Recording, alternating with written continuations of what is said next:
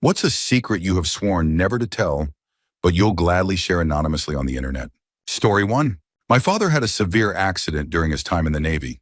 He always told everyone that he was working a few floors up above a ladder that led to all the levels in the ship and fell straight down onto his feet. Supposedly, there were nets between each floor to prevent such accidents, but they had been removed for some reason. As a result, he broke most of the bones in his feet and legs and was flown to a hospital. He was in thigh-high cast for a long time and was honorably discharged from the Navy. This was before I was born, so everyone accepted the story. A few months ago, he told me the real story. I'd always suspected there was something he was hiding from everyone, based on how he spoke of the time surrounding the accident and the eerie way he talked about his shipmates. He had apparently been given a Purple Heart, and when I asked why he would have received one, he clammed up. My father was a UDT, underwater demolition technician, during his time in the service. In a time of peace, he and the other divers likely swam off the coast of a foreign nation. He would never confirm the actual waters, with a mission to take out certain ships. They swam in total darkness, planted their charges, and had to immediately swim away. He was shot at several times, and once he told me that something enormous bumped him in the dark. One of the charges detonated prematurely, wiping out nearly all of his tethered team. My father's legs were shattered, and the only other living team member bravely brought him back to the ship. They dragged 6 bodies, or what was left of them, with them in the dark and silent ocean. Those bodies were immediately cut free and purposefully sunk to protect the mission. The gentleman who saved my father died on the ship, leaving only lucky number 8, Ceramic. Father was reluctantly flown to 2 hospitals, one of which, brand new, turned him away because the head surgeon believed my father would die and didn't want to tarnish the operating room's reputation. When he was finally being treated, his superiors refused to inform his parents or my mother, whom he had married just a week before, of his location. He suspects they even planned to let him die. One of his commanding officers saved his life by keeping constant watch and later confirmed there had been discussions about pulling his plug prematurely. My dad lived, but his story remains shrouded in secrecy. He has nightmares about the ocean and cannot swim in semi-darkness. The officer who watched over him paid away a few years ago. We'll never see his Purple Heart, and I can't share this with anyone because no one would believe me, or they might blame him for simply doing his job. He acted under orders, yet due to the nature of those orders, he'll never be recognized as a hero. There is no memorial for those 7 other divers. One day, I want to write a book about it and fight to get his Purple Heart recognized so he can have closure before he pays. Story 2. When I was 20, I was cycling along a designated path meant for both bikes and walkers. Up ahead, I noticed an older couple, probably in their 50s. As I approached to paw them, the man suddenly stepped towards my bike and tried to push me off, yelling something about how bikes didn't belong there. I swerved just in time and avoided him. This is where I made my mistake. I stopped, got off my bike, and angrily confronted the man. I shouted at him, swearing and gesturing wildly, baffled by his behavior. He started advancing toward me, looking stern. My adrenaline spiked as he was a large man, and I'm only 5 feet 8 inches and slim. However, as a boxer in training at the time, I probably should have handled things differently. He threw a punch at my head, but I sidestepped and countered instinctively. He dropped to the ground. Without waiting, I got back on my bike and sped away. The next day, the local newspaper ran a story about a couple being violently attacked by a masked assailant while on a peaceful evening stroll. The article detailed how the man had heroically defended his wife, but was viciously struck down. It claimed the attack left him so injured that he required reconstructive surgery, ruining their long-awaited vacation. Part of me felt he deserved some form of punishment for his actions. However, the experience was an eye-opener. I realized how easily events can be twisted, and it taught me never to fully trust the media again. Story 3. When I was 23, I made a mistake I've never been able to share with anyone. I had an inappropriate encounter with my aunt, who was 46 at the time. We were stranded together for 2 days, and what began as light flirting escalated into something I never thought would happen. Looking back, I now realize she always knew I had a crush on her, as she would often tease me with compliments. During those 2 days, we grew closer in ways I'm too ashamed to detail, and it became an experience that I still think about, even after all these years. I haven't seen her in over a decade. She's not avoiding me. We simply live far apart and rarely attend the same family events. Her husband, my uncle, is one of the kindest people I know, which only deepens my guilt. I'm confident nothing like that will ever happen again, but it's a secret I'll take to my grave. Story 4. When I was 17, I went to a college frat party a few towns away. My friends who had brought me there got into a fight and left me stranded without a ride home. A guy at the party offered to drive me home, and naively, I agreed. He told me I'd have to wait until the party was over, so at 2 a.m., he started kicking everyone out of the house. We ended up in the basement to clear out the last few partiers, and he told me to wait there while he finished up. I waited, unaware of what was about to happen. When he returned, he had a predatory grin and started making advances. I rejected him, which made him angry. He pulled my hair, forced me over the pool table, and tore my clothes. He grabbed a pool cue and threatened me with violence, saying I'd enjoy it. In a desperate attempt to escape, I started talking fast. I said I knew his name, his scholarship status, and his family background. I warned him that if he hurt me, I'd tell everyone, his family, the press, and his school. I told him he might as well kill me because I'd never stop exposing him. He punched me in the face, told me to leave, and let me go. I walked 22 miles through a dangerous city in the middle of the night, consumed by fear and anger. 2 weeks later, I returned to the frat house, dressed provocatively, pretending to be drunk, and asked for him. His frat brothers left the room, and I was alone with him again. I flirted, kissed him, and got him to let his guard down. Just as I was about to straddle him, I leaned in and whispered, "No one touches me without my permission." I pulled a pocket knife from my jeans on the floor and stabbed him in the throat. I grabbed my clothes, ran out the door, and never looked back. I later heard he now speaks with a trachea tube. Story 5. I worked for a company in college that hosted a big party every June for employees from all over Southern California. At my first party in 1994, I struck up a conversation with a guy whose girlfriend was a paralegal for Howard Weitzman, O.J. Simpson's attorney at the time. Nicole Brown Simpson had been murdered just days before this party, and the guy told me his girlfriend was in the room with Weitzman when O.J. called the day after the murder. It wasn't unusual for O.J. to call, so Weitzman put him on speakerphone. According to the guy, O.J. said, "I just killed my wife and the police are asking questions." At that point, Weitzman immediately picked up the receiver. After the call, Weitzman reportedly made the guy's girlfriend sign a document stating that everything she had heard was protected under attorney-client privilege. The guy seemed really distressed about the whole situation, though he was also drunk at the time. I brushed it off back then, thinking it was too far-fetched to be true. This was before the infamous car chase, trial, and all the details that later came to light. Story 6. When I was in my late teens, my father told me he wanted to take me to a museum at his workplace. Early the next morning, we got in the car, and as we drove, I asked why an electrical engineering firm would have a museum. That's when he told me he didn't work for Company X, and never had. He didn't elaborate further. I sat quietly, processing this, and started paying closer attention to what was happening. When we arrived, he pulled out a blue ID card with only his picture and a seal on it. After the guard inspected it and handed it back, my dad paid it to me with a smirk. That's when I realized my dad worked for the CIA. We spent the morning exploring the campus. He showed me what he called the coolest spy museum you'll never see, and even the cryptos installation. Since I spoke a few foreign languages, he took me to the old FBIS area, where I sifted through open source materials. It was fascinating but surreal. Later, I began to piece things together.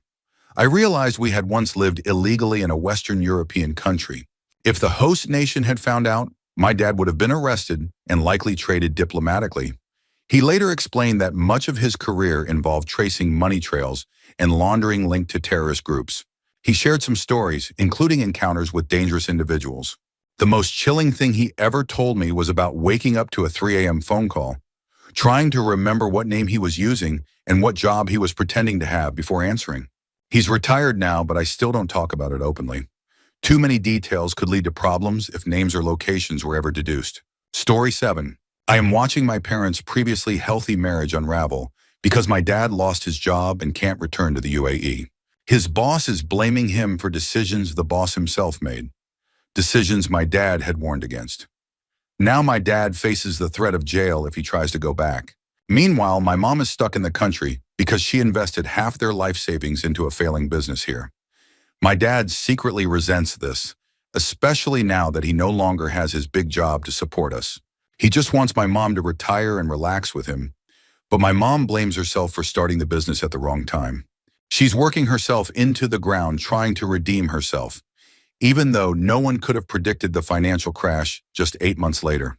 She unloads all of her emotional baggage on me. The older son, who was once seen as the family's wonderkin, but is now just another guy struggling to keep afloat.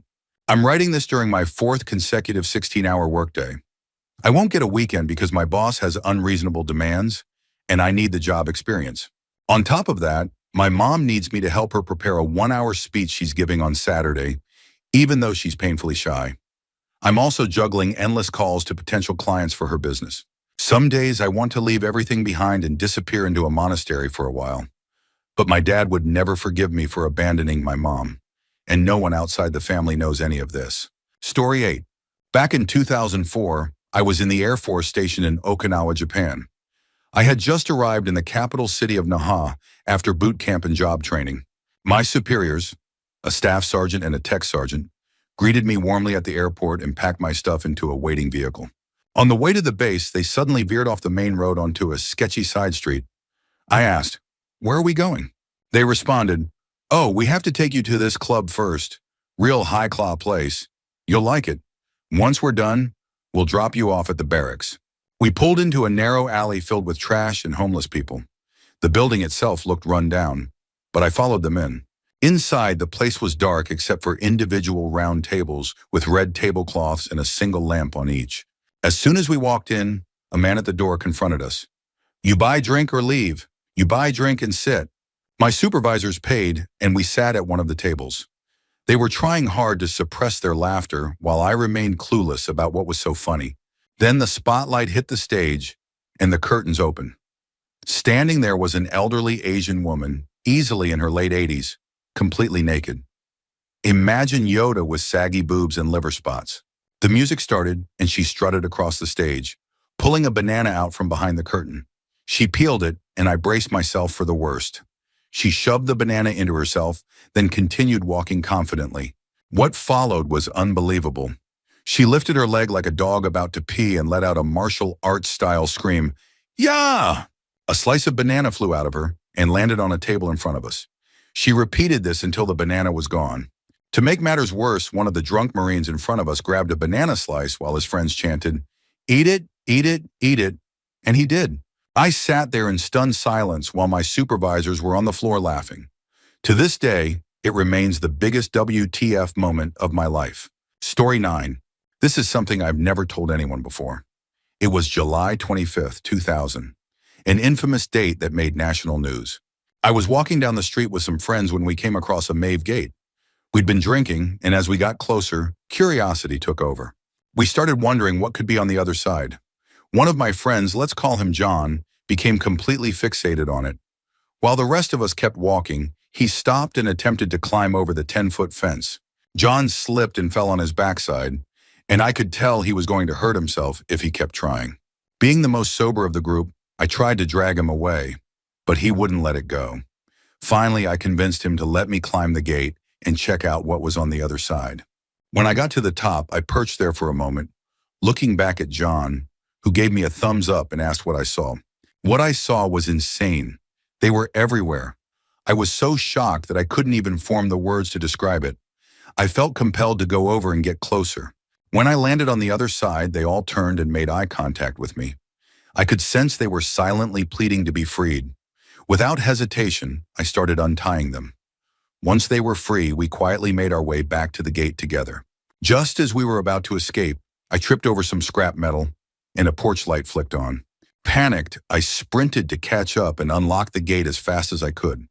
Throwing it open, we all scattered and ran in different directions, never to see each other again.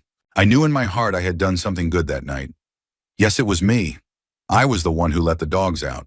Storiten, Samaran Nanasimuntunan. When I was 19, I met a cute Asian girl at the gym.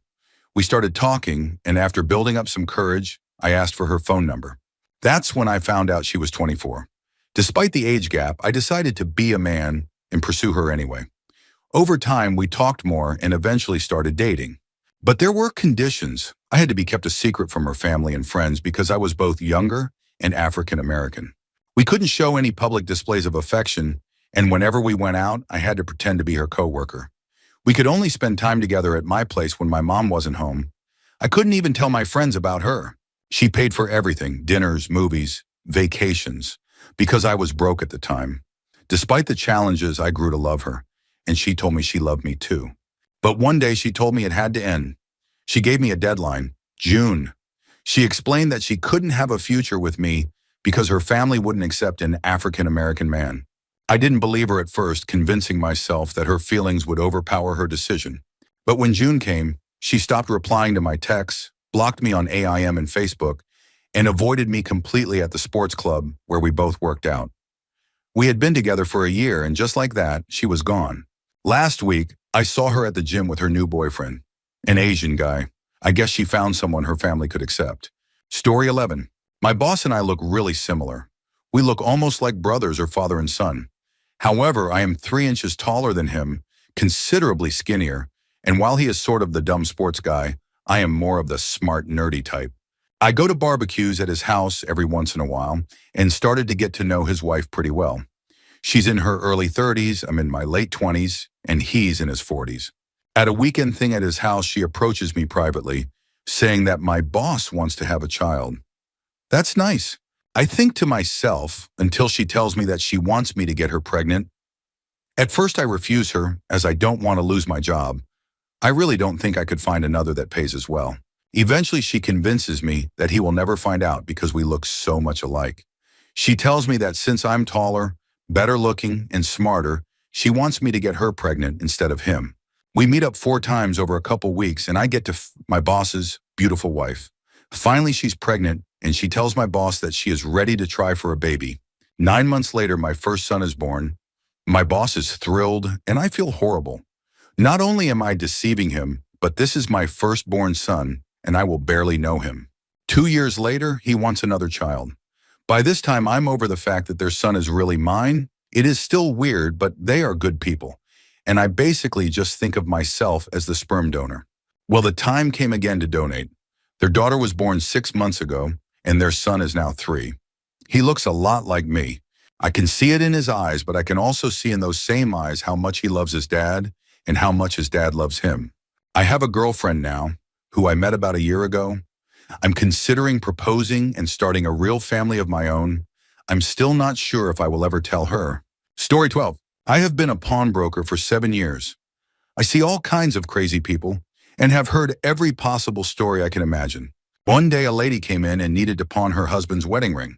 She explained to me that he had recently paid away, and it was the only thing she had worth any money. The amount I could give was a meager $30, but it helped her out in her bind.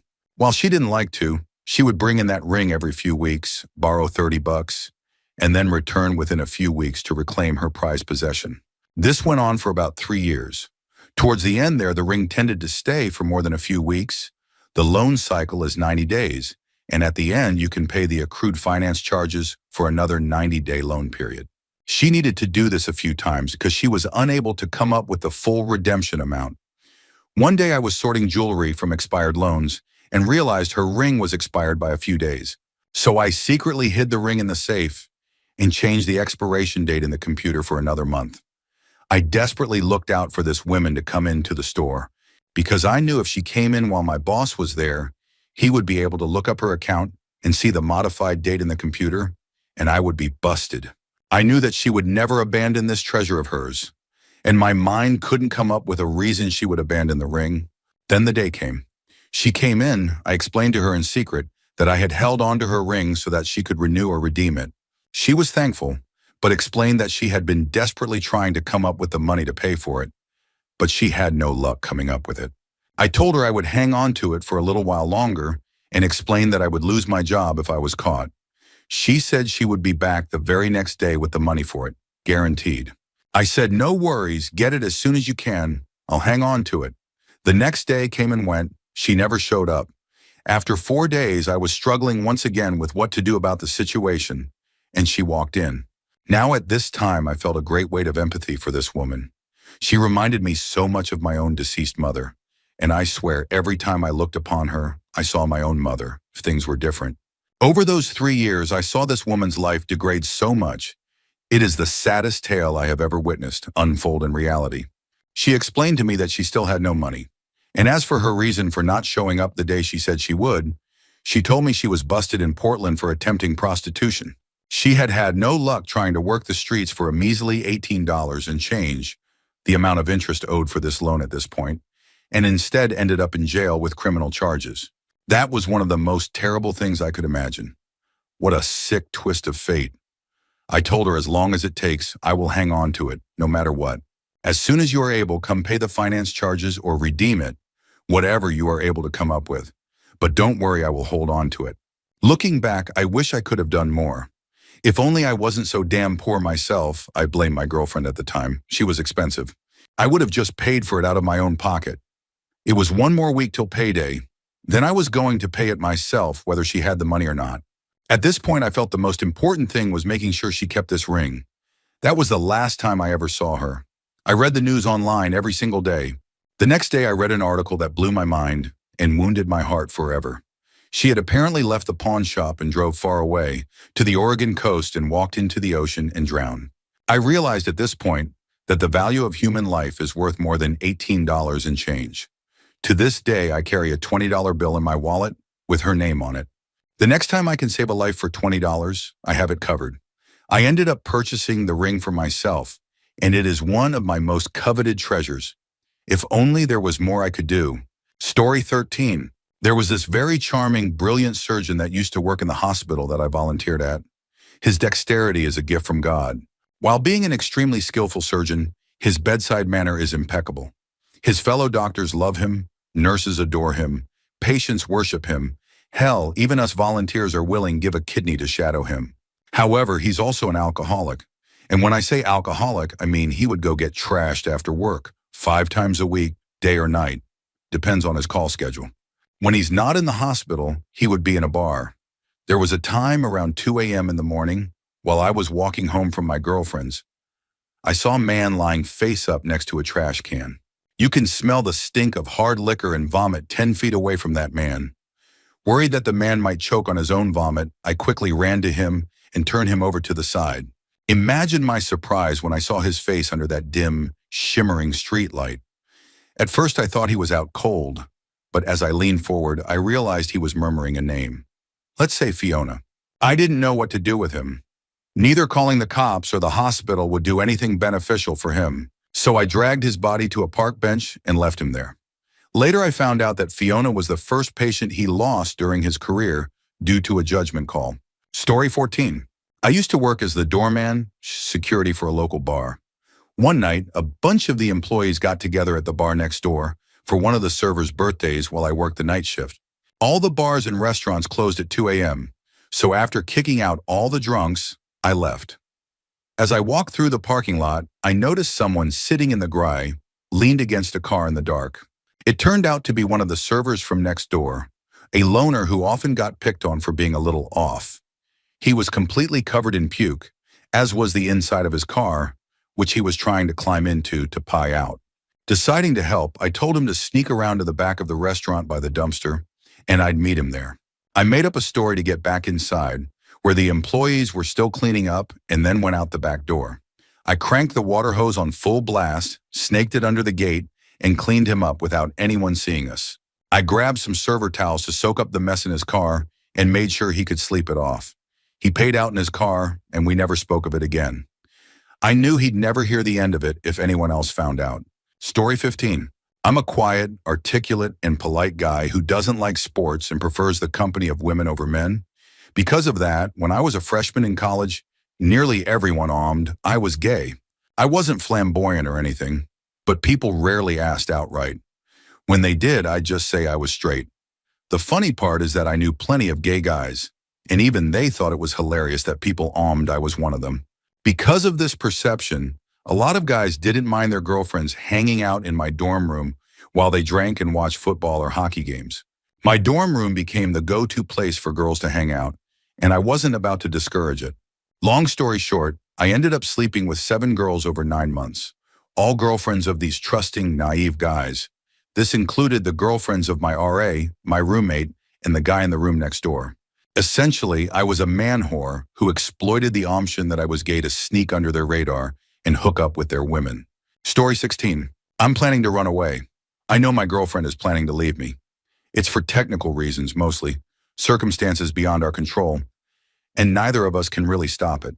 The alternatives are just too difficult for a relationship this young to handle. We decided to enjoy a few good months before it happens.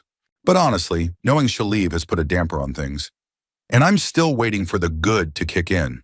When she leaves, I won't have much keeping me grounded. I'm far from my family. I don't have those super close friends anymore, the ones you can call when something's wrong. And I'm tired of my current environment.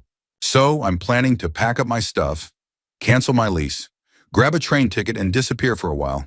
I've done it before, and I'll do it again.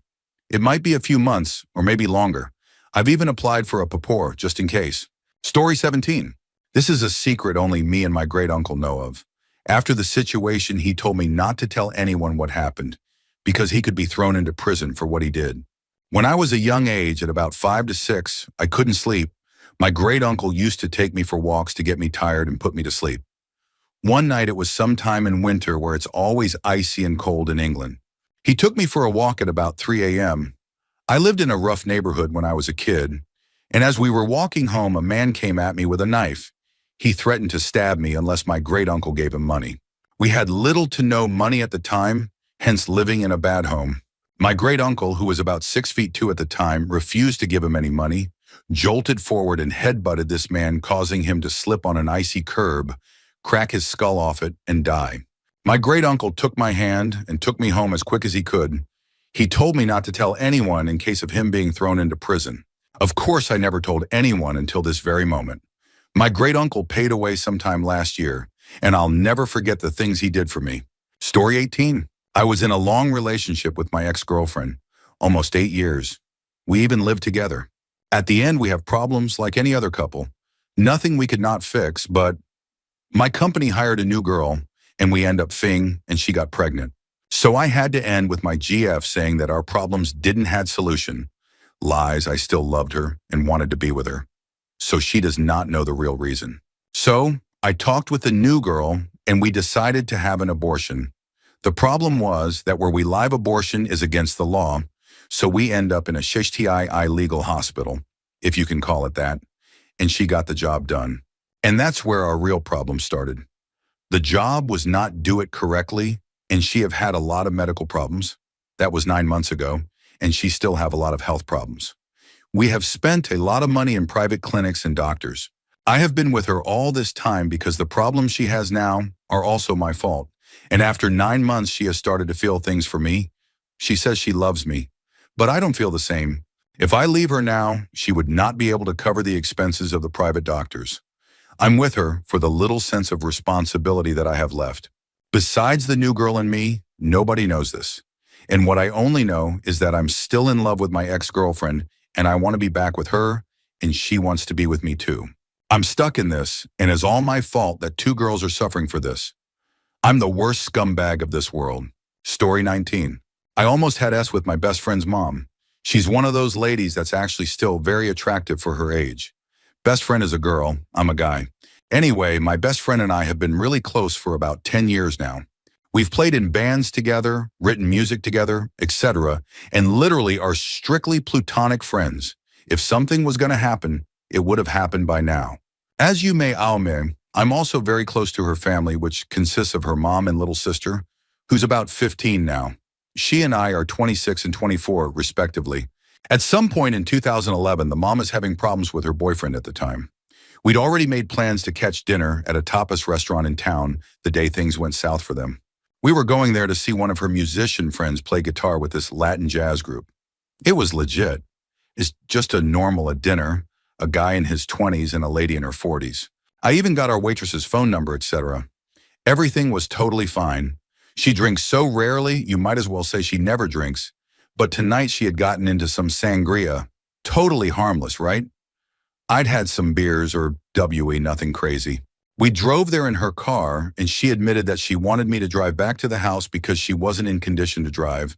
She has no tolerance, 1 sangria, and she was pretty well off. So I drive us back to the house while tipsy myself.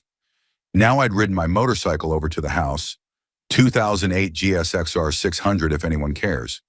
So I wasn't about to hop on my steed and ride home until I felt I was completely sober. So she starts getting ready for bed, and I'm scoping out a place to lay down for a while I sober up. But she's highly disorganized and scatterbrained. There was all kinds of crafts in the living room, couch totally occupied by stuff that was going to be sold at a yard sale the next day, etc. So she suggests just laying in bed with her as she's going to fall asleep quick anyway. NBD. Also, the little sister's out of the house, her dad, divorced and such. My best friend lives in Tennessee at the time. We're in Florida. So I shrug and say, what the hell, NBD? She's practically family, and I've shared beds with people I have way less attachment to. I had a difficult time sleeping if I'm not in just my boxer briefs, so I get down to the skivvies and hop in bed. I'm not sure what was really happening in my mind, but we kind of start cuddling, spooning, etc. I'm starting to think this is weird and back off and just lay there on my back, looking up at the ceiling, and how weird this already is, and how I can't tell my best friend. Then, she pulls down her little nightie thing, exposing her amazing implanted breasts, and tells me she wants me to make her feel good. So without missing a beat, I do as I'm told. Kissing, sucking, fingering her, etc., etc.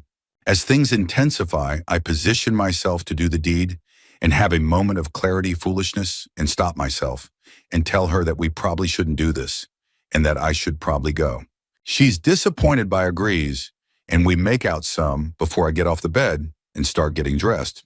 I go into the bathroom to just kind of wash my face, etc., and just kind of get some perspective on what just happened, and I smell the most god-awful rotten stench on the fingers that had been inside her. Soap and water didn't help that go away, so I had to deal. I almost vomited. So I put my motorcycle gear on and tell her to have a good night, or WE and GTFO. That night riding home, I felt pretty bad at having just walked away from that situation, but also for having been in the situation, and I was riding a motorcycle. My fingers stunk for like another day or so. I should also make mention that she would have been the second woman I'd had us with. Story 20. I doubt anyone will read this, but I want to get it off my chest. I exist only because of an accidental teenage pregnancy. My dad was 16 and my mom was 17. My biological mom wasn't mature enough to handle a baby, so she left me with her mother to raise me. Eventually, my grandparents adopted me when I was 3. During all this, my dad wanted to take care of me. He knew that her parents wouldn't raise me well and wanted to make sure I was all right. I wasn't. Being raised by my grandparents, I was ostracized and treated as a general outcast from the family. I suffered emotional, verbal, and physical abuse at the hands of my grandparents. I attempted suicide and developed an eating disorder, anxiety, and self-esteem issues because of the constant bullying by my grandfather and his daughter. Nobody knows that I'm aware of the custody battle between him and my grandparents. It didn't last long, but I would have grown up to be much happier and more well-adjusted if they had just let him raise me. Getting to know my dad now that I'm an adult, I realize how alike we are and how much happier I would have been. Now I have to make up for lost time. Story 21. I was married for 15 years. I started cheating on my wife after she became addicted to painkillers. She got clean and caught me cheating. We started going to counseling, but I started cheating again and began planning a divorce, all while she thought I was working things out, or so I thought. Over the next year, while we were telling each other we were working things out and seeing a counselor, she met a guy in another state through the internet. She started having online S with him and eventually arranged to visit him for a week. She told me she was visiting an old high school friend. I believed her and made plans to be with my girlfriend while she was gone. While with her boyfriend, they did some drugs. It wasn't much, but they reacted badly with her prescription meds. She went into cardiac arrest, the ambulance was called, and she died on the way to the hospital. The death certificate says heart attack, but our family doctor explained it was likely caused by the drug interaction. The police questioned him but didn't charge him. I refused to press charges. I felt he was already living with this horror. I got the call from the police while I was in my girlfriend's bed. I had her cremated and scattered her ashes at her favorite place, with our families present. It was a private ceremony. I spent the next year in therapy dealing with the guilt. 4 years later, I married the woman I was cheating with. That was 2 years ago, and I'm extremely happy. She knows everything, and she's the only one who does besides you reading this now. I still feel the guilt. Story 22. Hmm, this is going to be the absolute first time I have ever said, or, well, written this in my entire life. I will probably never mention it again. I'm doing this to see how I feel. Let's start off by saying I think I'm actually messed up in the head. Like I seriously have something broken in me emotionally. Because normally when kids have traumatic things happen to them, they turn out screwed up. But I don't feel screwed up, and I'm really worried about it. I think I'd feel better if someone just told me, dude, you're crazy. You need to see someone. But nobody ever says anything, so I'm normal. I'm a guy, by the way. But you may ask, well, what happened? Okay, well, when I was younger, not sure how young, but really young, my older brother somehow convinced me that sleeping together naked was normal. That, of course, led to molestation and essentially rape. It's kind of fuzzy. This happened constantly. I was convinced it was normal, so I never brought it up or had any issues. The only reason it stopped was that he used to finish elsewhere, but then he started finishing on me. I thought it was thick pee, and my only logic at the time was that even if what we were doing was normal, peeing on someone didn't seem normal. So I confronted him, said I didn't want to do this anymore, and threatened to tell someone that he was peeing on me. It stopped. A few years later, my mom took the family savings, gambled it all away, and cheated on my dad. One night she came home and confessed everything. I was in the kitchen. My parents had a huge fight. My mom told me to look after my sister, then went to the kitchen and started slicing herself. She didn't manage to kill herself, but now she's medicated and a little crazy. These are the two big stories. I have others, like being drugged by someone and waking up naked. Or my friends telling me I got drunk, took on an entirely new personality, and didn't recognize anyone. Yet here I am, living a normal life, married with friends, etc. I feel unfazed, but that kind of freaks me out. I read about people going through one major thing and needing therapy for years. Meanwhile, I feel nothing. Story 23. I used to be a cop. Back in the early 1990s, when most police departments were transitioning from revolvers to semi-automatic pistols, we went through transitional school to learn how to use the new sidearms. 6 months after I switched from a .357 Magnum to a 9mm Smith & Wesson semi-automatic pistol, I pulled a driver over for speeding, something like 50 in a 35 zone. This was before dash cams were installed in police cars and laptops were still years away. I called in the plate as usual and exited my car to approach the driver. As I reached the driver's door, the window slowly rolled down. At that exact moment, my dispatcher radioed to tell me the vehicle was wanted in connection to a drive-by shooting and homicide. Panicking, I quickly drew my weapon. As I raised it, my finger accidentally pulled the trigger. The gun fired, and the bullet hit the dashboard, punching a hole in the speedometer and scattering plastic fragments all over the driver. As the ringing in my ears subsided, the dispatcher came back on the radio and told me to disregard her last message. She had transposed some numbers, and the car wasn't wanted after all. Horrified, I lowered the gun and spewed apologies to the driver. I got him out of the car to examine the damage. His 2-month-old Lexus LS 400's instruments were flickering. Without giving him much time to think, I asked him to follow me to an ATM, where I withdrew $1,000 to pay for the damage and keep it a secret. He took the money and I never heard from him again. I forgot the golden rule of keeping your finger outside the trigger guard until you intend to fire.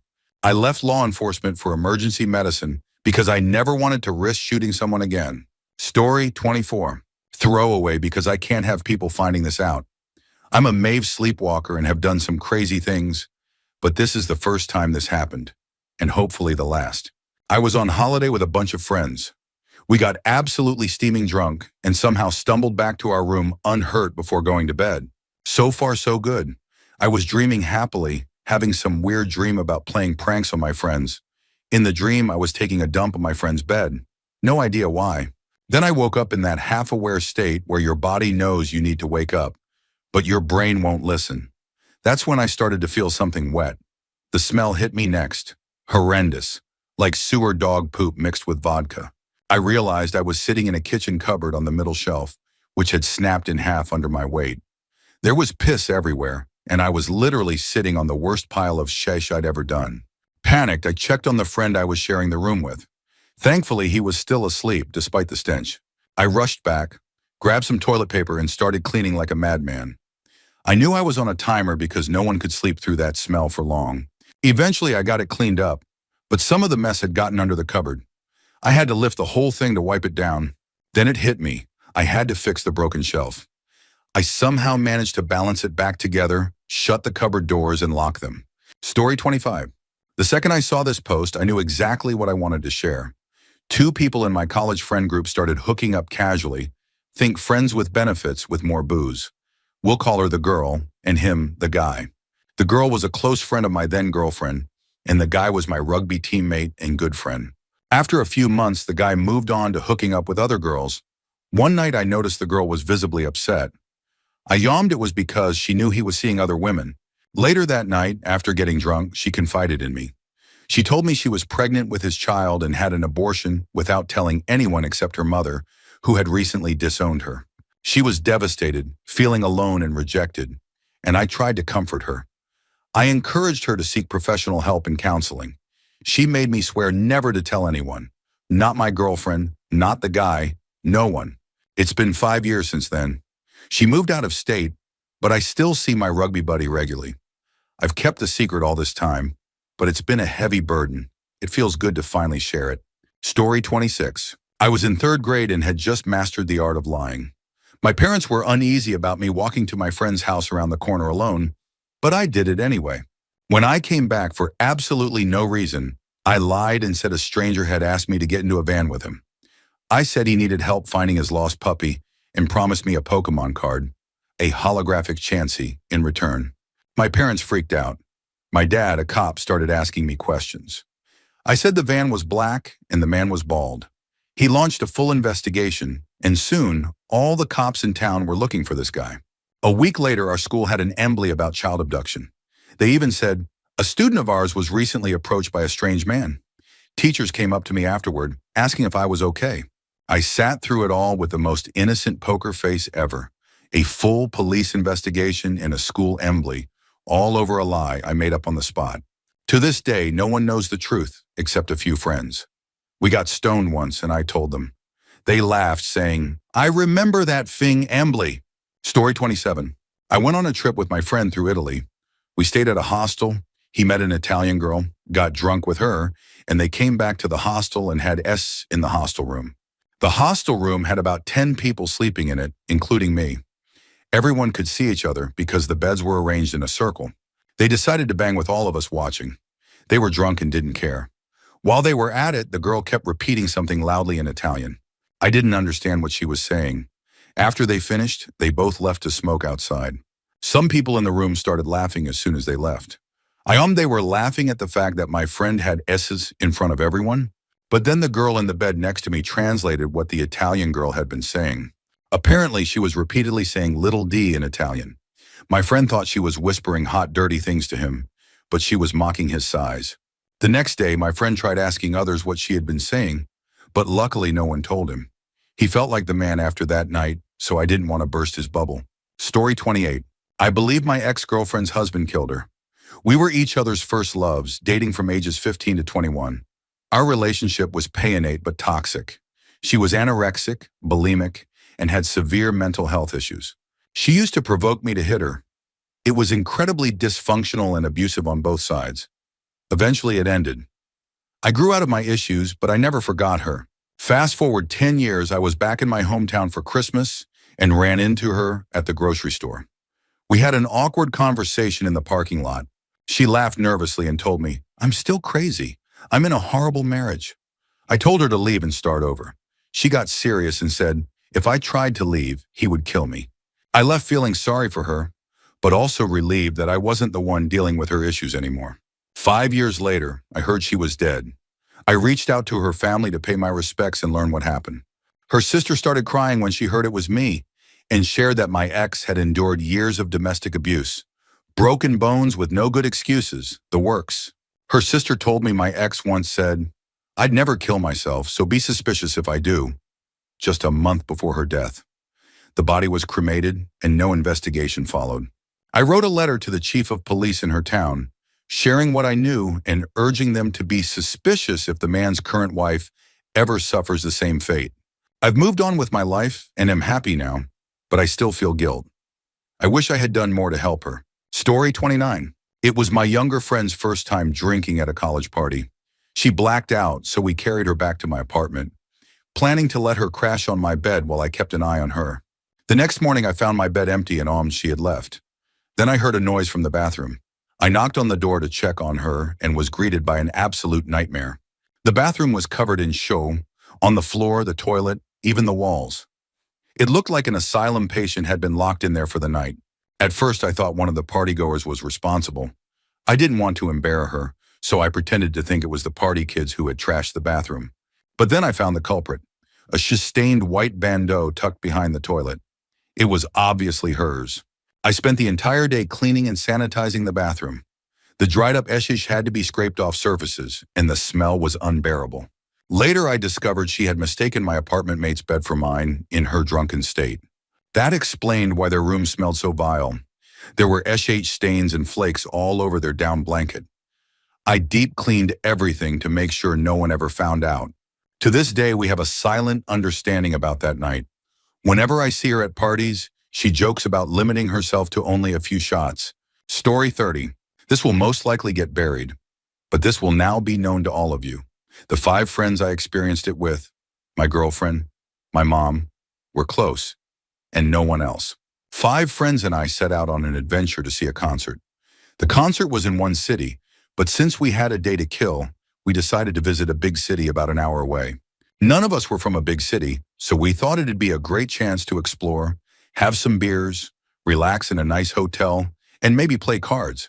Here's what actually happened. We bought 90 beers, stayed in one of the nicest hotels I've ever seen, and played the most ridiculous drinking game ever. This eventually led to the idea of sneaking some of our younger friends into a strip club. When that didn't work, someone suggested bringing strippers to us. That's when Craigslist became the solution. We stumbled upon a decent-looking stripper named Nancy. Everyone agreed, the call was made, and the waiting began. At this point, we were all completely wasted. Being in a relationship, I initially opted out of the stripper situation. I decided to hit up a bar, meet some locals, and come back later. As I was heading out, there was a knock at the door. I opened it, and what I saw was beyond words. First, a tiny overweight girl walked in, followed by a 6-foot-tall woman with a hair lip. The smaller one was borderline midget height, but probably weighed 130 pounds. They stepped in, and when I turned to look at my friends, their disappointed expressions said it all. As I left, I heard, "So, which one of you boys is the 19-year-old? I collapsed in the hallway laughing. After a smoke, I decided this was too funny to miss and went back. When I returned, the midget was completely naked, riding my buddy on a table. James Brown was playing off a laptop, and another friend was casually chatting with the lady pimp. I sat down and started DJing this surreal scene, playing more James Brown. Nancy proceeded to bounce her A on everyone in the room except me. Meanwhile, I chatted with the lady pimp about her life. She was surprisingly chill. At one point, I asked if she could get me drugs for the concert. She made a call, said she needed $80, and promised to return with what I wanted. She left Nancy as collateral. Drunk me thought, great, score. About 20 minutes later, Nancy began telling us her life story. Turns out she had met the lady pimp just an hour before arriving. The lady pimp had given her crack to smoke, and Nancy had no idea who she really was. She confessed she had run away from home and was only 18. Panic set in. We realized we had wasted $200 on the stripper and $80 on drugs that never came. The horrific details of Nancy's life made everything worse. We, a group of drunk idiots, started fighting with each other, eventually staying up until 4 a.m., discussing life on a deep existential level. The next day's hangover was legendary. All I wanted was to be home with my girlfriend, who luckily found the story hilarious and called us all idiots. We were idiots. The funny thing is, we're all down-to-earth students. If you met us, you'd never think we were capable of this level of dummery. Lesson learned. I hope our stupidity provides some entertainment. Story 31. Kind of a long story, but I feel like I was brainwashed for the first 20 years of my life.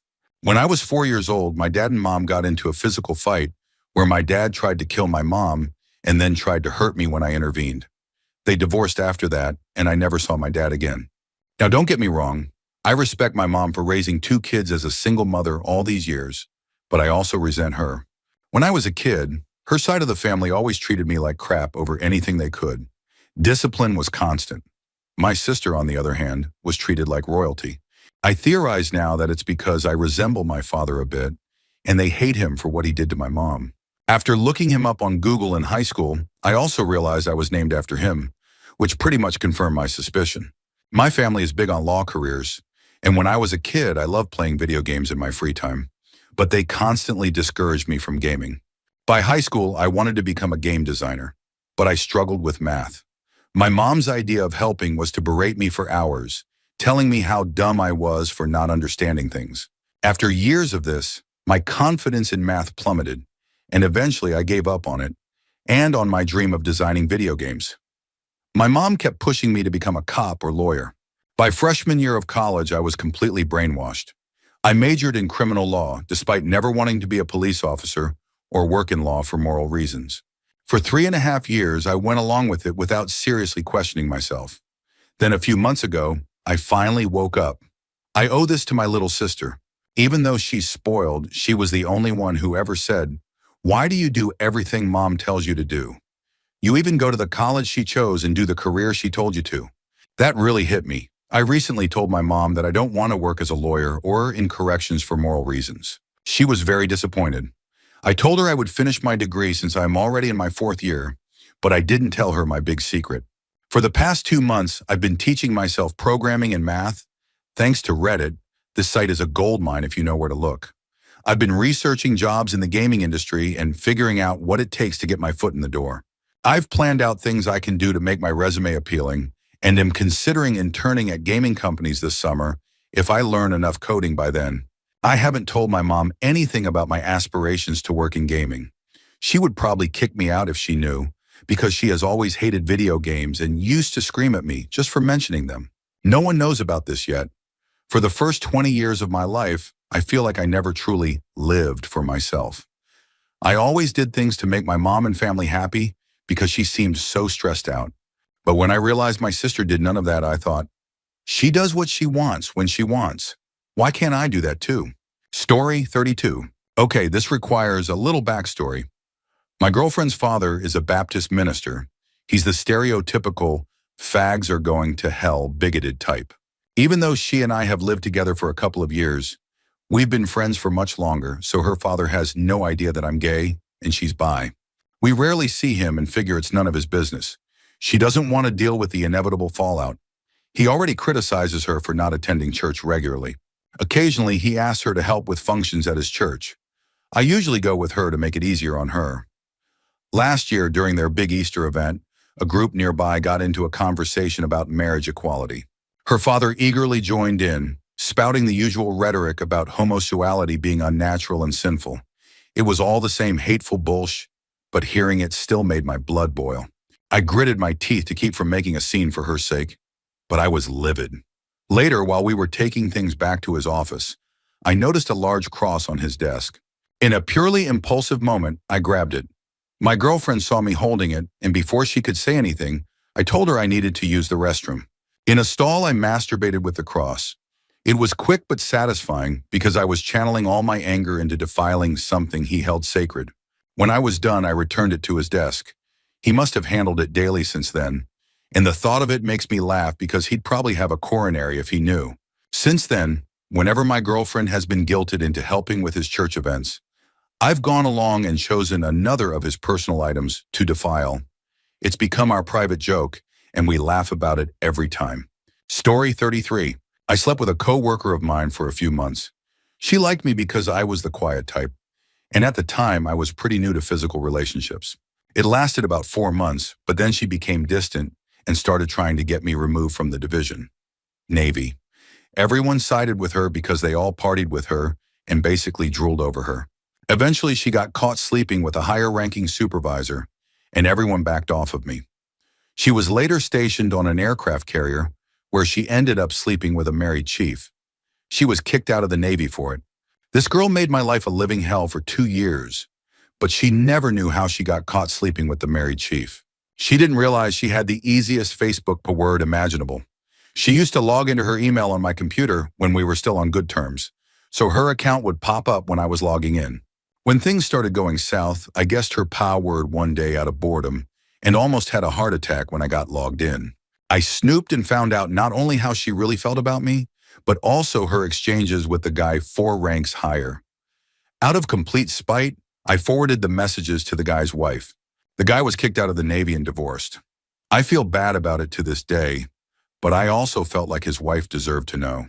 She's now living with the first supervisor she got caught with. I haven't spoken to her since.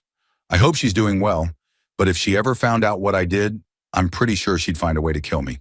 I haven't been in a relationship since. Honestly, I'm too scared of them now. Story 34. A few years ago, my great aunt was in a terrible car accident caused by a jerk in a PT Cruiser rear-ending her at 98 miles per hour. Her car flipped and caught fire. We were told she had died on impact. The day after her death, I was in my PEKLA feeling devastated. That side of my family doesn't care for me much, but she was one of the few who treated me with kindness and love. While I was sitting there, I overheard my coach talking to 2 other coaches. "You guys heard about that terrible accident yesterday on highway?" "Yeah, my wife's boss was there." "It was awful. Apparently, he saw the woman burning alive trying to pat out the fire. Everyone was trying to pull her out or put out the fire, but it was too intense." Hearing this, I started freaking out and bawling. My coach asked me what was wrong, and I told him it was my great aunt. I also told him that my family had been told she died on impact. He excused me for the rest of the day. When my dad picked me up from school, I told him everything. He's the only other person who knows. We've kept it from the rest of the family because we know it would absolutely wreck them to learn that she suffered in her final moments. It feels so good to finally get this off my chest. Thank you for asking this question. I've never told anyone else except my dad. Story 35. I was born in England but raised in Colombia. While in high school, I met this gorgeous Colombian girl. She was 16 and I was 17 at the time. We dated for a while, but she always told me that if her dad arrived home, I should pretend to be her Clement. I found it odd, but he was just overprotective. Over time, I started to wonder what her dad did for a living. They were pretty well off, and he often went on weekly business trips. One night, while drinking with my high school friends, I saw him pulling into a bar nearby. Out of curiosity, I decided to sneak over and see what he was up to. As I got closer, I overheard him talking with another man, roughly his age, in his 40s. He said, "We have to kill this motherfucker. He's stealing from us." It sounded like something straight out of a gangster film. Shaken, I went back to my friends without saying a word. Week later, I was at my girlfriend's house during an informal business gathering. Her dad was sitting with 4 other men, all around his age. To my surprise, one of them was my friend Julian's dad. Julian's dad greeted me casually before continuing to chat with the group. 2 weeks later, I got a call from a friend saying that Julian's dad had been shot outside a bakery in my town. Everyone was gathering at the funeral home to say their goodbyes. At the funeral, I supported Julian and his family, but something didn't sit right with me. I remembered what my girlfriend's dad had said weeks earlier and the odd coincidence of seeing Julian's dad at that gathering. Months paid, and I had been dating my girlfriend for over a year. One weekend, we were at a friend's place drinking late into the night. Around 3 a.m., she was very drunk, and we were bored, so we decided to play Truth or Dare. I wasn't too interested in the game, but decided to ask her something I had been curious about for a long time. I asked her, "What does your father really do?" She hesitated, but eventually said she felt safe enough to tell me. She confessed that her dad was a drug lord. The gathering I had witnessed was one of their meetings to discuss production, costs, and transportation. I was shocked but didn't press her further. A while later, I moved back to Europe and lost contact with her and her family. I haven't heard anything about them since. To this day, I feel deeply troubled knowing that I'm almost certain who was responsible for Julian's dad's death. I've never told anyone about this, until now. It feels good to finally let it out.